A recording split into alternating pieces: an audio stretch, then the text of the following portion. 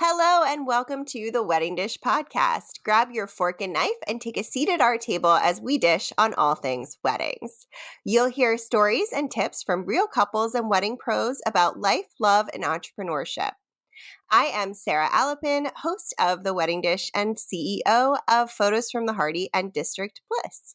And today I have my little Snorosaurus making a whole bunch of weird licking sounds in the background. Clouseau, my little Frenchie bud and co-host. So I'm sure you're going to hear that as we go through this episode. Before we get started, if you didn't listen to last week's episode, you should definitely check it out. Clouseau and I dished with Ashley Peters of The Stylist Abroad about leaning into celebrating your wedding your way, even if it means ditching traditions. And thanks everyone for tuning into The Wedding Dish. I'm super excited to dish today with Allie Calzada. Man, I get so nervous saying everyone's last names. The woman behind Allie the Wedding Officiant. Thank you so much for being here. Howdy, hi. And you said my last name correctly, so good job on that. It's like Calzo with an odd at the end. I get nervous every time, and I don't know why. I practice it before. It makes no sense, and I still do it. Well, I can tell. I get like that too when it comes to pronouncing names or any type of words. So if I mispronounce anything, just let me know, by the way. Yeah, same. There's no ego in it for me here. Well, I'm so excited to dish with you today. We have been trying to make this recording happen, and we connected over Instagram, which was a really fun little connection. I was actually speaking at Podcast Movement when Allie submitted her application to speak on the wedding or to be a guest on the Wedding Dish, and I didn't have a chance to respond because it was super crazy while I was there. And I tagged her in an Instagram story. It was like, I saw And it like totally made my whole month, a week, whatever, like that whole year, honestly, by you responding. And I even tweeted about it, cringy enough, but I was so excited about it. I was just like, oh my gosh, one of my favorite podcasts just mentioned me. my gosh. Well, I'm so glad to have you here. I'm really excited to dish with you. I know you had a million weddings this weekend. How are you feeling? I am feeling so it's always weird because I get really not nervous beforehand, but I'm anticipating them, right? And now that wedding season, apparently October is one of the busiest seasons.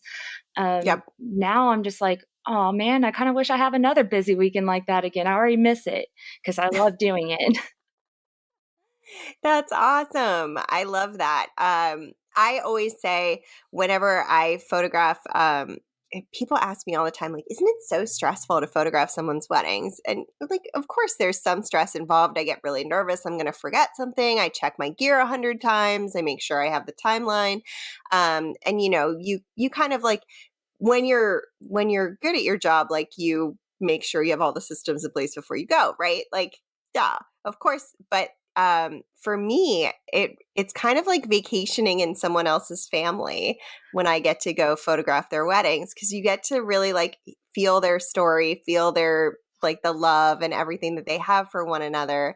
And I'm curious if you have the same kind of feeling when you're officiating. Yes, and I love how you just said vacationing, like that's how you feel, because that's perfect way to say how I feel about it, because especially if the bride or the couple want me to stay afterwards, I love being able to mix in with their family and getting to know them and getting to know more about the couple. And so, yeah, I feel like I get to see so many new families every weekend, and it's a privilege, honestly. I feel exactly the same way. I love that. All right, well, let's dive into this and let's dish. I want to know how you decided to become a wedding officiant. I know it's an interesting position to step into because in a lot of ways, as much as you are not the center of the ceremony, you are actually standing between the couple. So in a way, you are. Well, yeah, and I'll touch base on that, but how I came up with it was during 2020. First of all, I didn't realize that ordinary people can just go online 5 minutes, become an ordained minister, and marry people. So when I realized that, I'm like, I wonder if I could marry my friends and family. And then next thing you know, I started going down this rabbit hole, and I was like, I could start a business, and I was actually at Zion Park this past summer, and I was like, I'm going to do it. I'm going to do this business. I think this is it. I have it all in place. Yeah. And so I pulled the trigger there, and I put a website up and got into business and made a thumbtack profile. Oh, wow. That is so, you really just jumped on it, Yep. both feet. And I did take a Udemy course though of how to be an officiant one-on-one. I don't have the lady's name, but if she's listening, thank you, because that also gave me the confidence to go out and do it. Yeah, I mean, it's something that if you aren't prepared, I would imagine it could be very difficult. Yes, well, there's so much you have to do your research in, because legality reasons and stuff like that. Like, can you actually marry people in the state that you're in? Because there's certain places that, if I'm saying this correctly, but there's certain places where you can't go and marry people, or because they don't recognize the online certification. There's also other caveats, like in Oklahoma, you have to register to be in the county or something like that to marry people there. Whereas in Texas, where I'm located, there's no rules other than, you have to be a minister, which I am technically from online. That's interesting. Yeah, my brother had to register in San Luis Obispo because we got married in Paso Robles, California, and he married us. So he had to come to the county courthouse with us when we applied for the marriage certificate and get his officiant for a day or celebrant for a day. I forget what the actual terminology is, but yeah, you have to register in the county in California too. I actually love that trend where people get their family members to officiate for their weddings. I've heard pros and cons about it, but I honestly see a lot of pros, because that person you really know and they get to officiate your wedding. What a special moment. Yeah, it was he my dog is making so much noise. Can you hear this? He has taken this bone that he has and he is banging it on the hardwood floor behind me. Cluzo. You're so crazy. I love it. Sorry. He's such a ham. Oh, sorry for I live downtown in Dallas, so I can't help the No, noises there. no problem at all. No worries. We're here for it. I'm glad whoever is out there is being safe. Getting assistance. Um, yeah, I think I underestimated how much pressure it was going to put on my brother to ask him to marry us. Because he is my only sibling that I grew up in the house with. So I did not realize how nervous he was going to be. Well, yeah, actually, so I officiated my cousin's wedding in September this year, and I get nervous like any other, normal nervous before any wedding. But the amount of nerves I had for my cousin's wedding, because I wanted to make sure that whatever I said let me take it back. So, if I got reviews and things like that, they're important to me, but my family's reviews are very important to me. And my whole family was there and they never seen me officiate before. And also just wanted to make sure that my cousin had the best experience that she could possibly ask for in an officiant. So a lot of pressure, but it was so worth it. But yeah, I can definitely see why your brother would be very scared. It's a lot. Yeah, it's different with family. You've got more skin in the game. Yes, because that family reunion, they might remind you. You remember when? That's true. That's true. Also, I'm guessing it sits on your own heart a little bit too. Yeah. If he just stood up there and was like, Sarah sucks. I'm just Yeah. kidding. My brother and I are obviously very close. So let's talk a little bit about your experience officiating. Like I mentioned before, you are physically standing kind of between this couple. You are bringing them together in a union, and I'm curious. How do how does that feel? It it's a big responsibility, and here's how I look at it.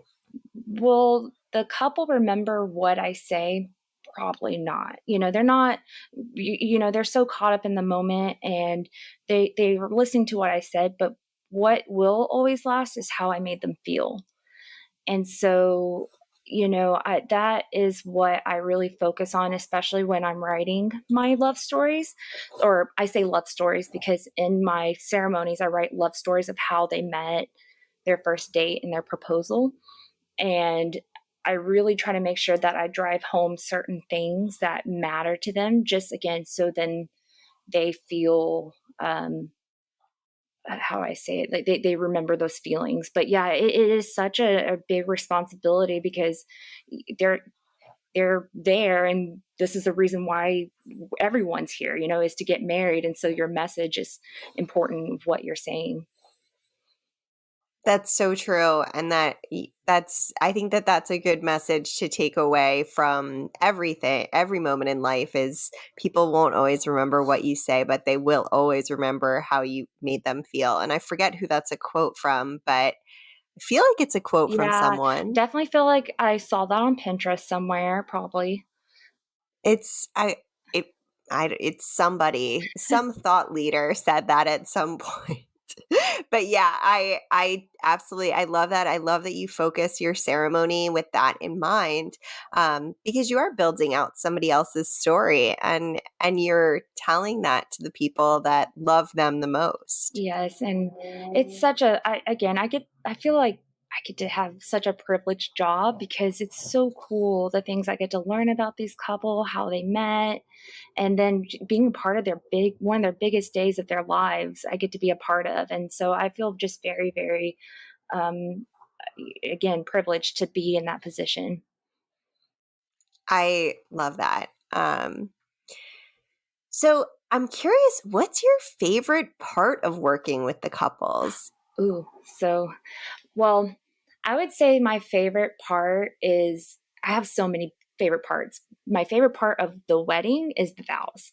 Love the vows because especially when they write them on their own, because it drives home just, the reason why we're all here, why they love each other, their promises. It's something so beautiful about those statements that they make there.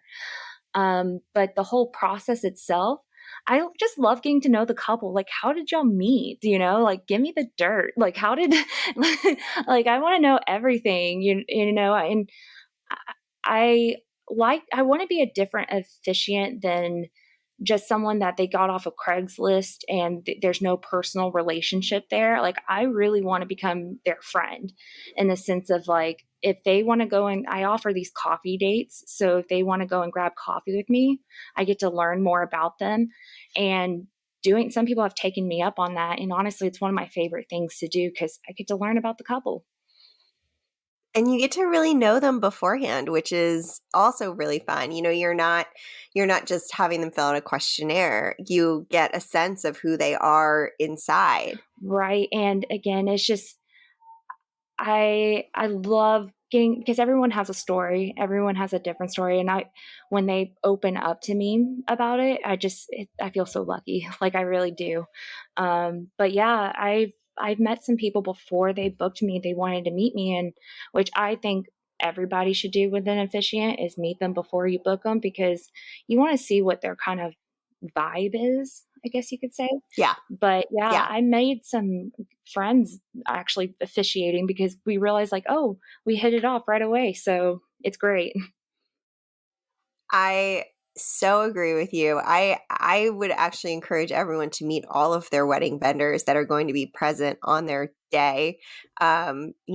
whether that be like your catering coordinator or your planner, photographer, DJ. Like you want them to know you so that they honor what your celebration is. Right. And also, like, the way I write is the way I talk, you know? And so if they want something a little bit more on the formal side, like that is totally a-okay, but I might not be the best person for the job. So it'd be better just to meet me in person and see like how do, you know, just get a general idea of what I'm about and what your ceremony could look like if I was the one officiating it. Absolutely. I'm 100% with you. So I would love to hear, do you have any unique ceremonies that you've officiated? And I would love to hear a little bit about them. So I've had different types of, okay, so I've been officiating weddings since this past July. I've done about, at this point, over 30 weddings. And some of the ones that I've done that have been just stand out in my mind is one was 80s themed. And so I showed up with, I decided to go with like the Madonna teased, or I'm trying to remember if I teased my hair. I did not tease my hair, but I did the black crosses, the gloves, everything. And they were dressed up all in, the groom was in an AC/DC shirt and the bride was teased hair. She looked awesome, but it was a fun wedding. I've married people on a boat and that was cool. I made the joke that I married people on water. I'm going to be marrying people on land with horses. And so I'm just like, okay, now if I can get someone in air, if someone could, I would love to officiate the wedding in the air. But for the most part, everything has been relatively, I guess, normal. There's been some cute decorations, like especially since this past weekend or these past 2 weekends, I've seen like two skeletons hold like a bride. I don't know if I'm going to explain this right, but it was a bride skeleton holding up a groom skeleton, and it was their decor, like their welcome sign thing. And it was hilarious. And, you know, and some others had like little pumpkins as centerpieces for their wedding. So that stands out to me. But yeah, just like different themes, different things. But honestly, oh, and I did do a wedding where they dressed up as in costumes, and that was fun. So yeah, What kind of they costumes? were, they forgot what exactly they were, but they had elf ears and they were super cute. And I dressed up like Audrey Hepburn because they said, please dress up. I'm like, sure. And so I put a little tiara on and called myself Audrey Hepburn or from Breakfast and Tiffany's. So Holly, right? Or something like that.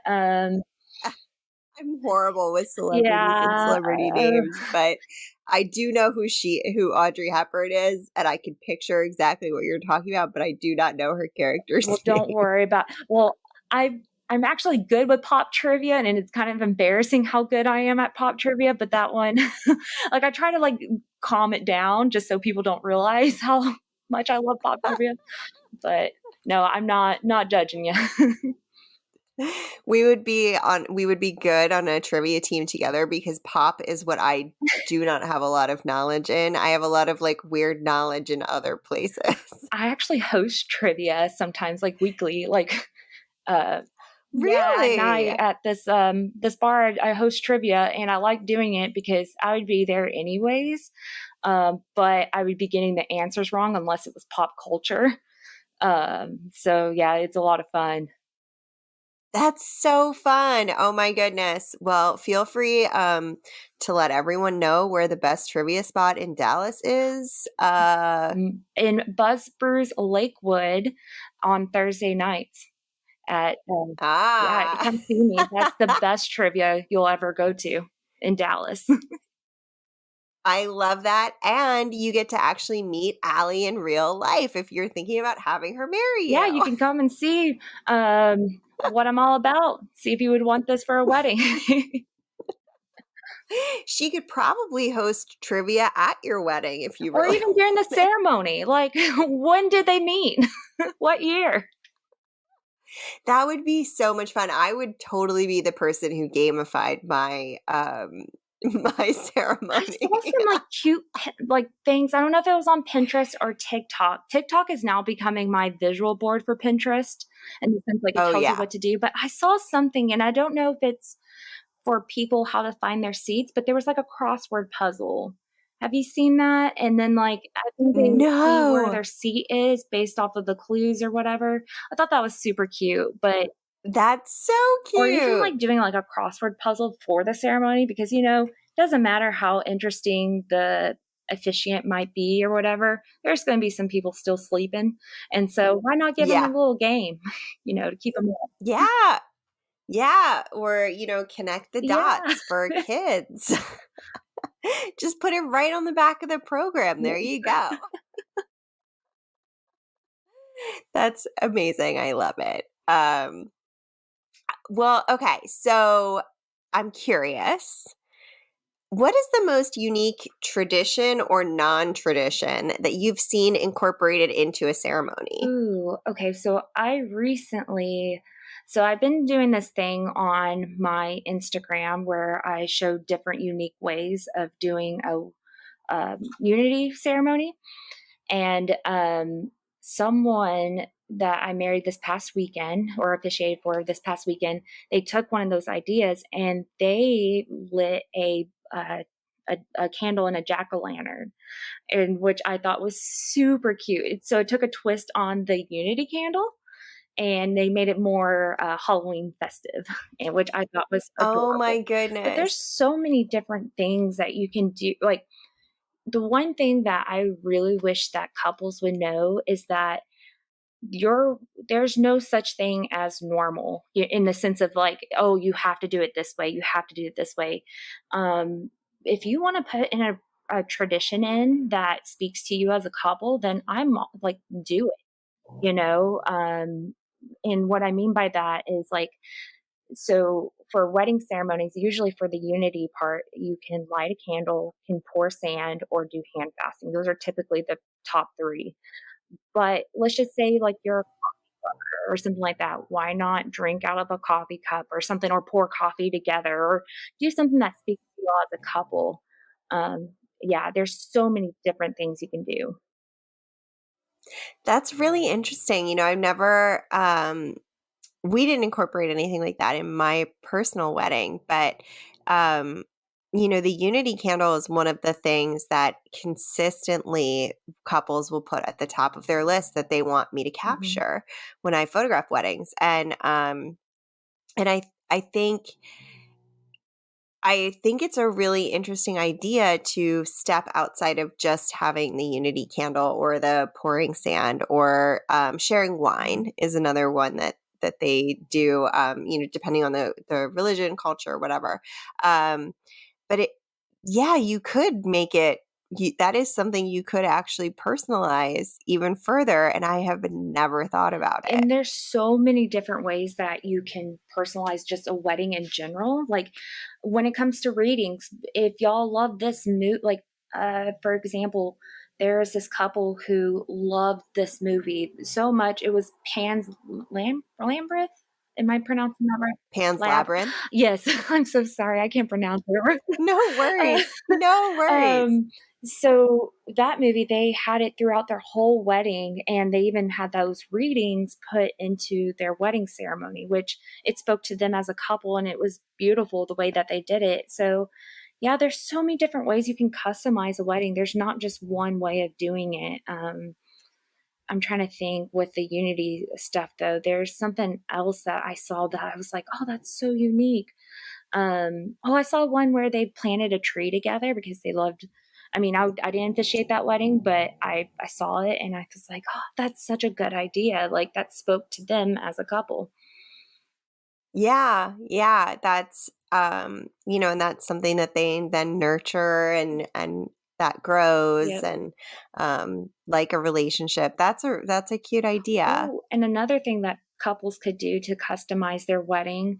So it's often popular, I think, in Canada, but during the wedding ceremony, um, it, I think in Canada, they do the registry signing, like the certificate signing during the ceremony. So, usually the officiant will sign the marriage certificate after the license after the fact, but during the wedding you can. And what this wedding that I did yesterday on Halloween, they decided that they wanted to do the signing during the ceremony, and as I was signing it, they were playing Ghostbusters. And so, like, that could be another thing that people do is like, oh, I want like this cool song put in. Then definitely put like a marriage license signing. Ask your officiant to put that in and put any song you want, Madonna, whatever. I love that. That's so much fun. Oh my goodness. Well, on that note, we are going to take a super fast break on the wedding dish, and then I will be right back with Allie, the wedding officiant. And we are back on the wedding dish. I am your host, Sarah Alapin. I am super happy to be here with Allie, the wedding officiant. We are talking about all things wedding ceremonies today. And Allie, thank you again so much for being here with me on the wedding dish Yeah, I'm today. excited to be here. Thank you for having me. Ah, well, of course. Okay, so I'm curious. Do you have any recommendations or insight into writing vows that might be helpful for our listeners? So that's a good question. So when couples come to me, and I grabbed this from when I was starting to help people write vows, as someone who never thought about vows until I decided to do this, I went to the trusty source of Google, and I found this worksheet. And honestly, I wish I could give credit to who it is. I just don't have the name. But what they did was, so let's just say the two couples, they get together and individually they write 8 to 10 promises. And from those 8 to 10 promises, they go and then compare those lists together. And then they together come up with 10 promises that they want to put in their vows. And then based off of that, like, you're supposed to go and like write them together, whatever. But if you want to keep them a secret, you can definitely still do that. But I think when it comes to writing vows, you still want to be on the same page as your partner, especially when it comes to, I don't think this is as big of a deal, but to some it is, but like lengthwise. You don't want one person having like a whole novel and the other one having like two sentences. You want to make sure they're kind of equal in length, and make sure that the promises are the promises you want to keep, because this is again for a lifetime. So, and make them realistic too. Nothing like, oh, I'm going to make you waffles every morning. Like, really think through these promises. And be real with yourself. Like, can you hold up to it, or Yeah, yeah. And, for me, I fancy myself funny. I am not in any way a comedian, but I love pranks and I love to make jokes. And or tell jokes and things. I love dad jokes and puns. It's my cup of tea. And as you were saying this, I was imagining my husband, Philippe, like if he were to write vows, first of all, his would be way shorter than mine. Second of all, I would have jokes in mine and he would not have jokes in his. And I'm not sure he would want me to stand up there and crack like silly dad jokes. So that's a great point to make sure, even if you want to keep them a surprise, that you're on the same page. And maybe like it.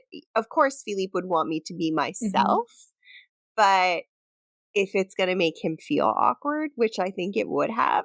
And everyone knows their part, like how you know him and what his comfort levels are.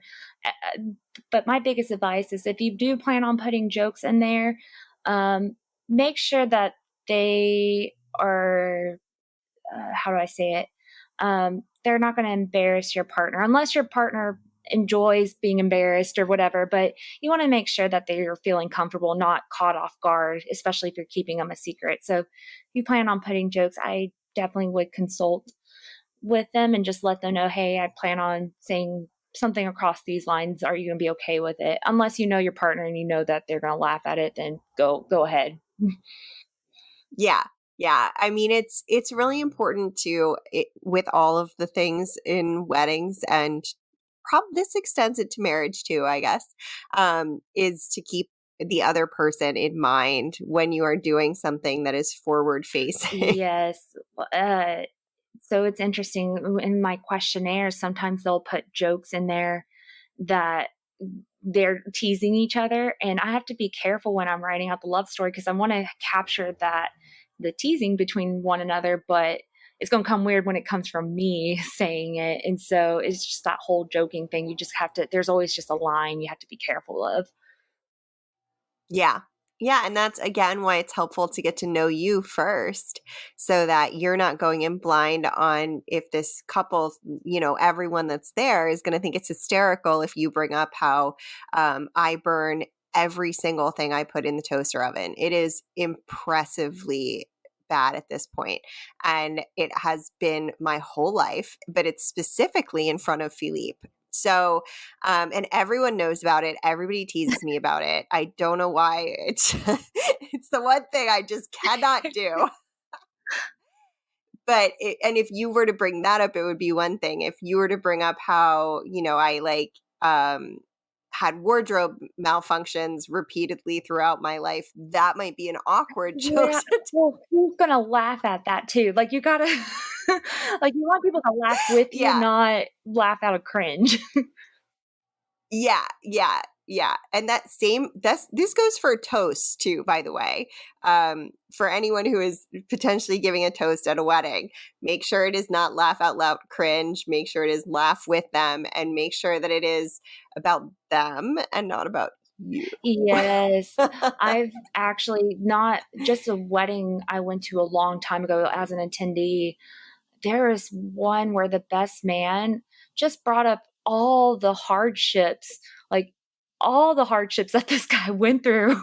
And it was just like, oh, I don't know if you have to like go through every single, like, this is supposed to be like lighthearted and happy. And like everyone's gotten silent because you just keep on bringing up like how y'all failed at things, which is, it could come if you have a positive turn, but that positive turn didn't come for a couple of miles. And so we were just like left there Yeah. like, okay, when is it, when are we going to see the light? Yeah, yeah, and it's got to be the same in the ceremony too. I mean, any of these things where you have the captured attention of everyone who's there, you want to make sure that you're honoring those people. Yes. You're honoring the couple and that you're making the other people feel included.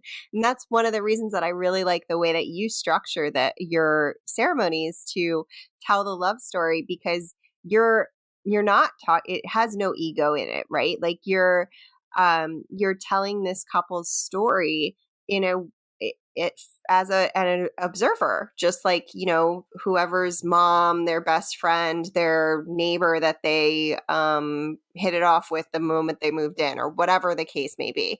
And I think that's a really cool thing that you have an awareness of when you put these love stories together. Yes. And I actually, I don't know why I'm bringing this up, but yesterday or a couple days ago, I actually nixed a joke because I realized that, you know what, I don't know if this is actually going to pan well with the whole crowd. And I want to make sure that this is about the couple and not, or whatever. And so it's just, you always have to keep that in mind of like, how will the couple react? And it's not about me. It's not what I think is funny or whatever. It's about them and what do they, and not even find funny, but they're going to get something out of it. Again, goes back to how you made them feel. Yeah, absolutely. And yeah, and you of course want to feel good when you're getting You should married. feel good. You should feel good. You deserve to feel good. I love that. So tell me, how do you keep ceremonies interesting? um, so I feel like I keep my ceremonies interesting because Um, maybe some people will disagree with me, but I think I'm pretty funny here and there.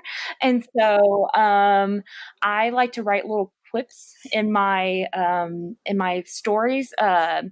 Like, for example, well, it's not going to come off as funny, so never mind. Let's say I'm going to say something, but it's not going to, no one's going to know what I'm talking about and be like, that's not funny. Don't hire her.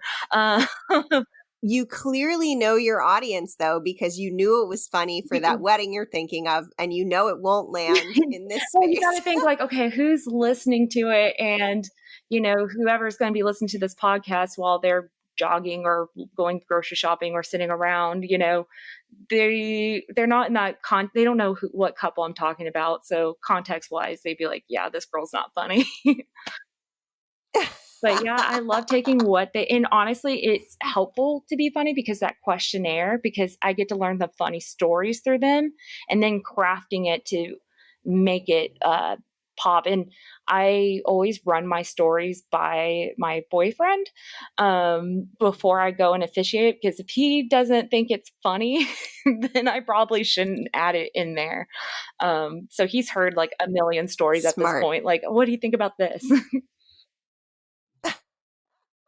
That's really smart. I mean, sometimes you really need a third party, and that may be the case for vows too, when you're writing your vows out there, to run it by somebody who is impartial, who doesn't have skin in the game. And, people are always willing to give you feedback if you Don't go to ask. your nice friend. Don't go to the friend that's going to say, oh, that's perfect. Go to your mean one. Go to the one that's going to really be honest with you. Not even be mean, but it's going to be honest with you, because they're the ones that are going to be the true friend and say, like, hey, yeah, like, that's not going to pan well with.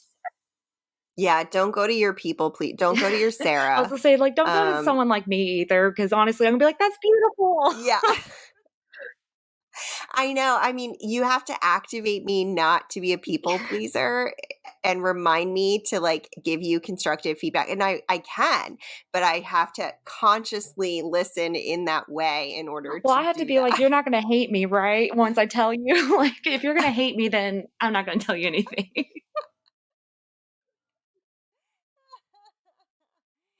People pleasers unite. Oh my goodness. Okay, so tell me, what are some important things to look for when you're like choosing a wedding officiant? The first thing that comes in my mind is, first and foremost, you need to make sure that your officiant is patient. And what I mean by that is there's been numerous amount of time, like, things happen, there's no perfect wedding. And so there might be instances where the bride is late, or maybe that's only my case, but there are times where you, Wait, to the yeah, ceremony or um, okay. That I have seen that happen too. I was in my mind, I was imagining like when we're late to like meet someone for oh drinks and it's like no, you're sitting in I was like 45 minutes. I was like, "Whoa, that's so no, late." I went way. I'm sure you saw my yeah. reaction. We're recording this on video and my face shows Well, I everything was I'm like, oh, maybe thinking. that's just my experience, but like sometimes, No, you're right. I was so in the zone of listening to what you were saying. well, patient and Sorry. flexible, I would put those two together. And what I mean by that is, um, things get thrown your way that you have to be ready to adapt to. So, like, I had a couple that didn't tell me to the morning of that they wanted a sand ceremony put in. And so I quickly put that all together, and no big deal. I wasn't like, really? Or, rude about it or anything. I was like, okay, yeah, no problem. And did it, and you want to find an officiant. I'm not saying like I'm the perfect officiant, but you want to find one that is going to go with whatever's thrown at them. They're going to be able to get back on their feet and go with it, There's also been other times where like the person forgot the wedding certificate and you have to work out a way to go and sign it. I mean, things happen. And so, also, if you wouldn't want to be this person's friend outside of the wedding, then I wouldn't necessarily book them, because, or if you think they're kind of like just meh, then that's probably what your ceremony is going to be like, meh. And so you got to really vibe with them. It's almost like dating in a sense, you got to make sure you vibe with that person. Yeah, I'm so with you.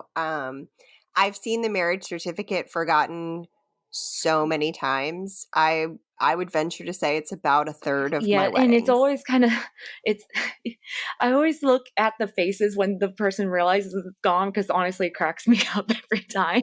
Like I probably shouldn't be laughing at that, but I mean, it makes my day. I mean, I Well, it's better than yeah, I crying. because like I saw one where the groom goes, "Yeah, I can get it to you," and he turns to his best man's like or his brother and was like, "Hey, where's the marriage certificate?" And his face just drops, and you could just tell right then he goes, "I don't have it," and it's just funny. It's just funny. Maybe I find humor in It's it. so true.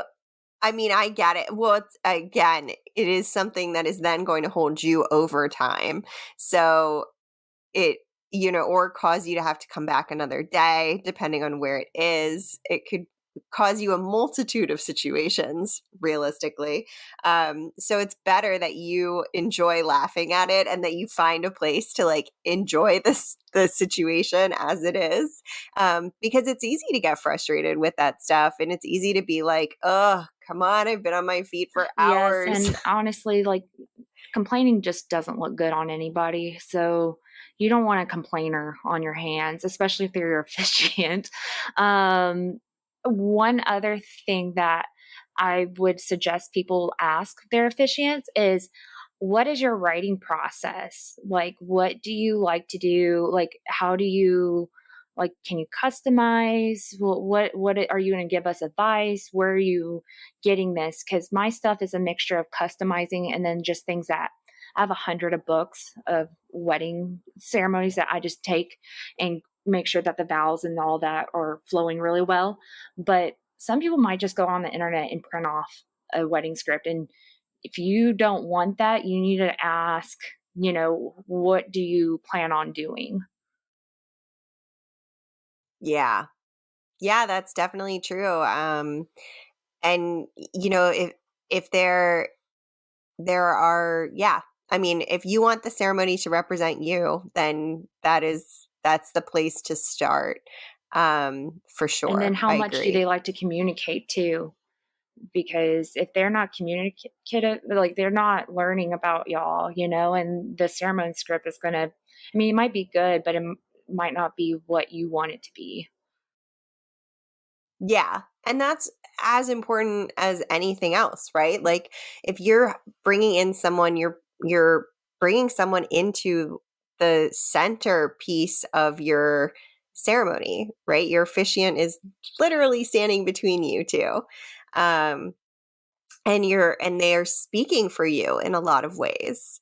They're Yep, binding you legally. So I think I mean, yeah, you should make sure that their communication style lines up with your communication style. exactly. 100%. So again, if you're interviewing officiants, go and ask them if they do coffee dates or ask them if we can have a one-on-one.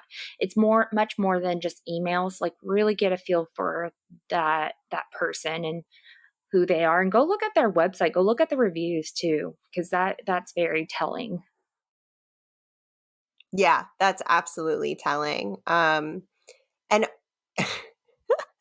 it's it's so funny having this conversation with you. I like flip back through the things in my mind where I've seen officiants who have done really awesome things and then seen officiants who have done other things where I'm like, oh, why did you have to do that? Like wearing sunglasses is one of my pet peeves when they're marrying someone. Um, because it doesn't photograph well, if especially if it's high contrast. Now that being said, like there are extenuating circumstances, but Yeah, um, I don't like the yeah, sunglasses look either. I've only done it once, but that was because it was in the brightest park in the world and I could not read my script. So I needed it to read it. Like it was a necessity more than a fashion choice. But yeah, and it was a very laid back wedding. Like I would not have done it if it was not super. It yeah. went with It their went with their vibe. vibe. If it didn't go with the vibe, don't do it. Like that just looks tacky. Yeah, definitely. I'm so with you. I there are so many pieces that go into your ceremony. I'm so glad that we have you on the wedding dish today to help kind of navigate some Yeah, of that. anyone ever has questions, like, please feel free to like DM me or whatever. I would love to help or anything of that nature, because that's my favorite thing to do is help. I mean, it seems like that's kind of why you started doing this, right? Is like because you wanted to make the world a little bit of a better And place. just make couples happy, you know? Again, that feeling that they'll always have. I want to be the one that gives them a lasting impression. So, and it's so great. Maybe that's a little selfish, but I love that feeling. I get a high from it. Aw, I do not think that's selfish. If that's selfish, it's the most considerate way of being selfish that has ever been or ever will be. I love it. Well, I know that you just mentioned that people can reach out to you, and my next question was going to be, Allie, how can people find Yeah, you so my online? Instagram is at Allie, ALLIE underscore wed, WED. They can also email me at Allie, ALLIE, at alliewed.com. And yeah, that's the best way to get a hold of me. Um, and if you all have any questions, please, I would love to talk. Or if you just want to chit chat, I love making new friends. I can attest to that. Amazing. Well, Allie, thank you so much for being here today with us on the Wedding Dish, for sharing so much insight into the ceremony process and the ceremony itself, and just your general sunny, wonderful insight. It's just been lovely Oh, having you thank here you. And today. thank you so much for having me. Like this, again, if you think that shout out made my month and year, this made whatever, like this interview. I'm so freaking happy. Well, I would love to have you back Oh, thank anytime. you. Thank you. And if you're ever in Dallas, well, let's go dish. Oh yeah, absolutely. I'll bring the rosé. Yes. Amazing. Well, thank you everyone for tuning in today and sharing this time with Allie and me. I love having you all join us for the Wedding Dish, and you can follow us on Instagram at the Wedding Dish Podcast, and you can go to our website, theweddingdishpodcast.com, for show notes. We'll link out to Allie's website and social media on there, by the way. You can apply to be a guest. You can grab the transcript from today's episode because we are committed to accessibility. And you can donate to us if you feel so inclined, so we can keep bringing you juicy wedding tips and tricks from couples and wedding pros alike.